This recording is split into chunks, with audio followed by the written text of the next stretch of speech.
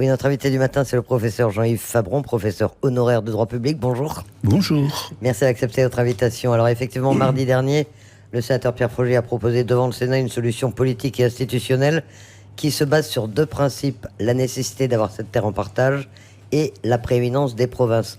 Alors vous avez déjà réagi à cette proposition, mais comme professeur de droit public, qu'est-ce que vous pensez de cette solution et est-ce qu'elle vous paraît possible comme sortie de l'accord de Nouméa? Bien, si vous le permettez, je crois qu'il faut quand même situer pourquoi nous sommes dans une telle situation qui semble bloquée. Je l'ai déjà écrit par ailleurs, mais permettez-moi d'en dire deux mots.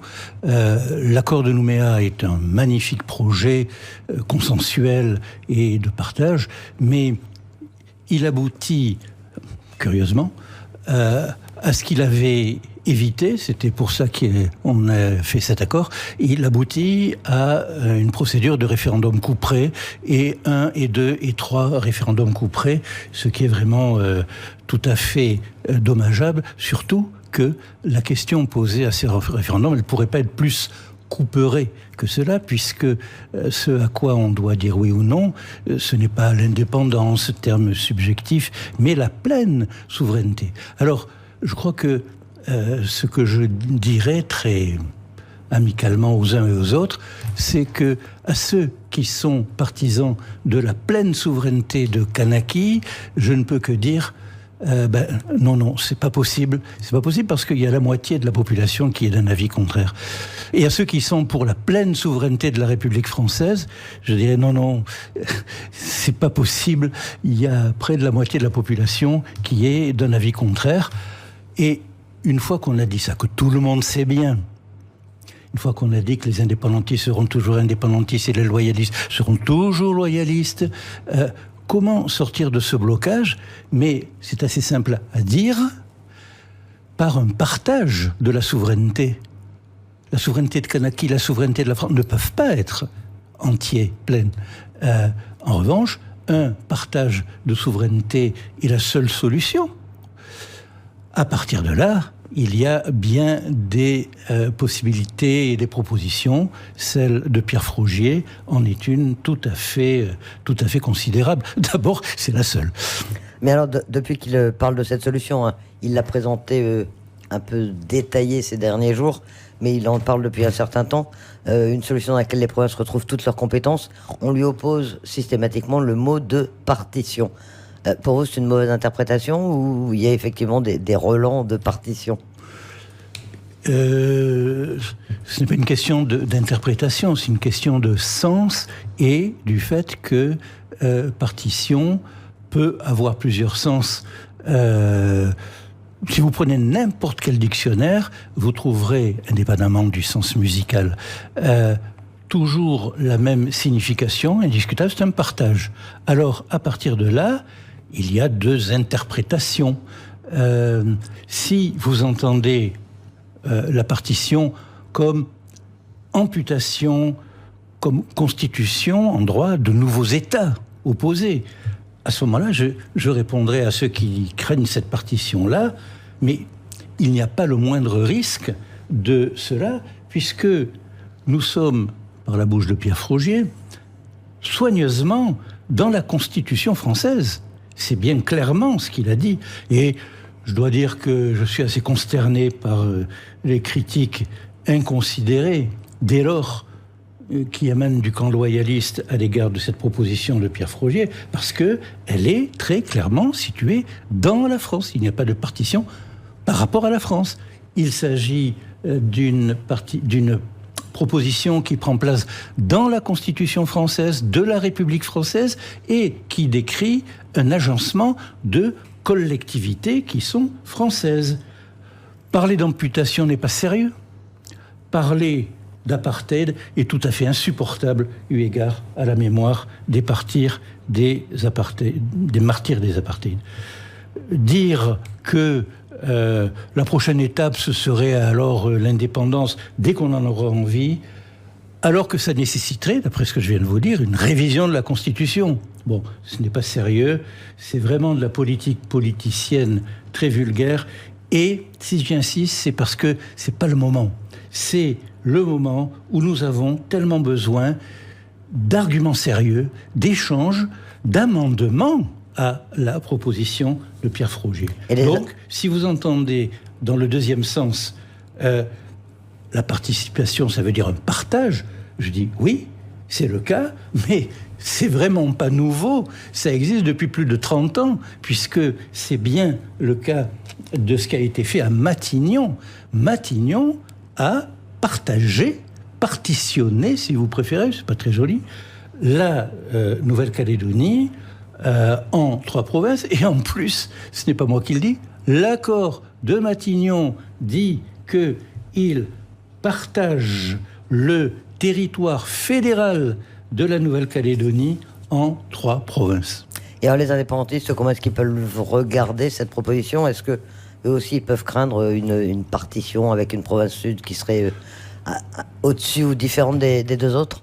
Écoutez, autant je viens de vous dire que la proposition de Pierre Frogier se situe dans la plus grande clarté au sein de la République française, ce qui fait qu'on ne devrait pas avoir les invectives du camp loyaliste que malheureusement nous donnent certains. Autant, logiquement, les indépendantistes qui, eux, savent bien lire, constatent que la Calédonie se situe bien dans la République française, ce qui ne fait pas leur affaire. Mais la proposition de Pierre Frogier permet un partage loyal. Et la garantie de la France, elle doit être considérée appréciable par les nationalistes eux-mêmes.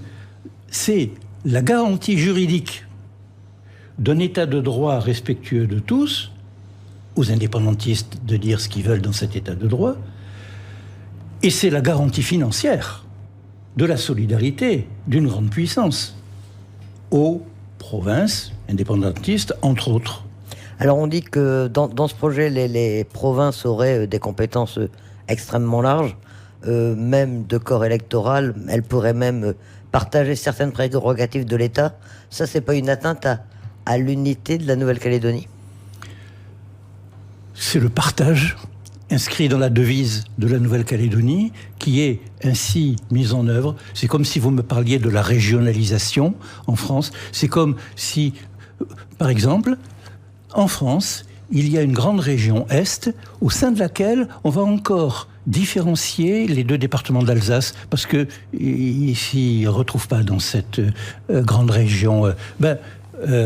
Nous sommes dans le cadre de la République française et on a des collectivités.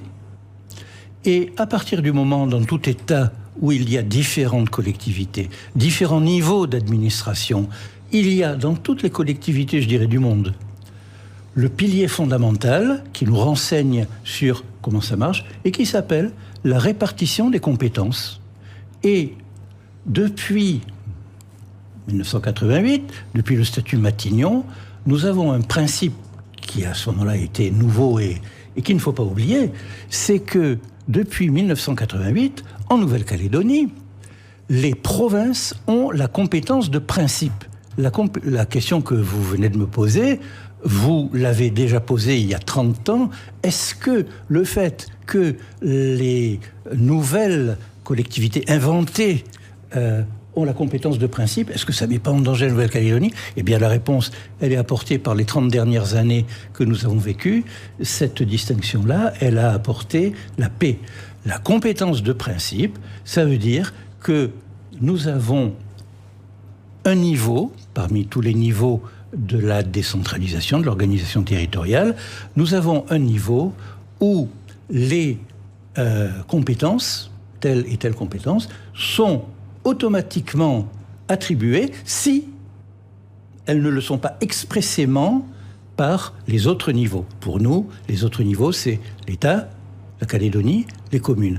Tout ce qui ne dit pas l'État est compétent en ceci. La Nouvelle-Calédonie est compétente en ceci. Il y aura un niveau de compétence de la Nouvelle-Calédonie. Les communes sont compétentes en ceci. Tout ce qui n'est pas dans cette liste-là est automatiquement de compétence provinciale. Donc la réponse à votre question, c'est la discussion des uns et des autres. Et ça, c'est une discussion sérieuse sur qu'est-ce qui sera attribué à l'État, à la Nouvelle-Calédonie, aux communes.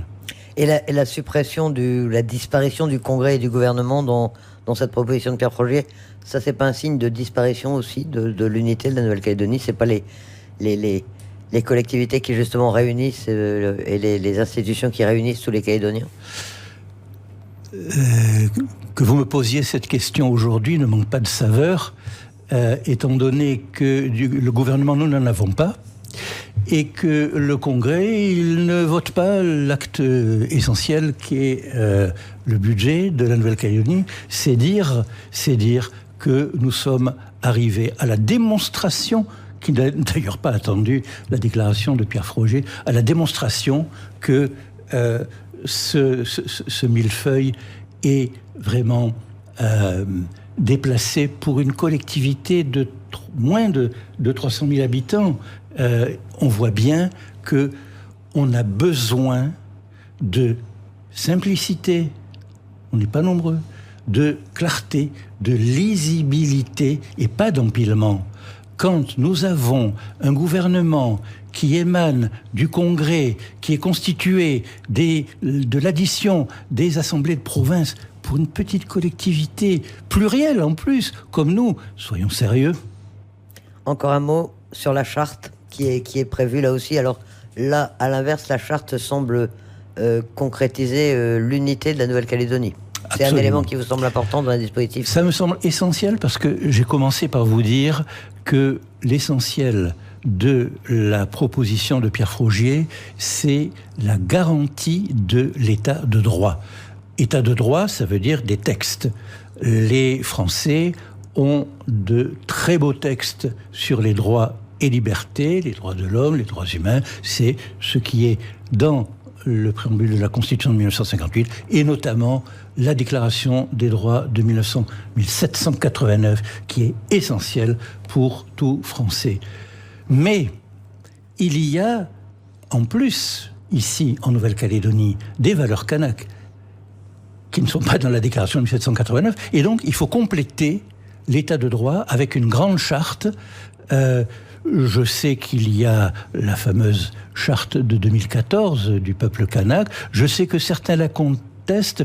Moi, je ne suis pas kanak, donc ce n'est pas à moi de dire ce qui est bien ou bien. C'est à eux de participer à la charte des valeurs qui sera un texte garanti par la République française. La République française, elle a les moyens aguerris de maintenir l'état de droit avec des institutions respectées par tous, Conseil constitutionnel, Conseil d'État, organisation de la justice.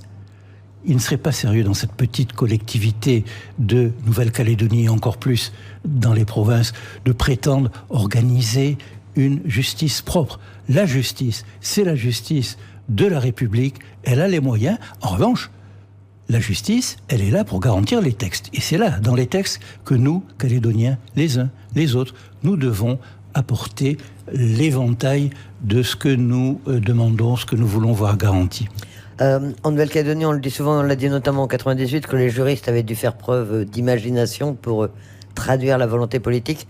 Un dispositif comme celui-là, juridiquement, il serait facile à mettre en œuvre ou il faudrait encore juridiquement faire des prouesses? Écoutez, de toutes les façons, on aura forcément une révision de la Constitution, puisque le titre 13 de la Constitution, intitulé « Dispositions transitoires relatives à la Nouvelle-Calédonie », qu'est-ce que ça veut dire, transitoire? Ça veut dire tant qu'il y a le statut, accord de Nouméa, statut qui doit avoir un terme, nous y arrivons bientôt. De toutes les façons, il faut remplacer le titre 13 actuel par un nouveau titre 13 sur la Nouvelle-Calédonie. Alors, on peut dire aussi, c'est très bien, puisque quand on révise la Constitution, tout est possible, mais nous parlons de la Constitution française. Tout est possible dans le cadre des valeurs et des normes de la République française. Jean-Yves Favron, professeur en droit public, merci d'accepter notre invitation ce matin. Merci à vous.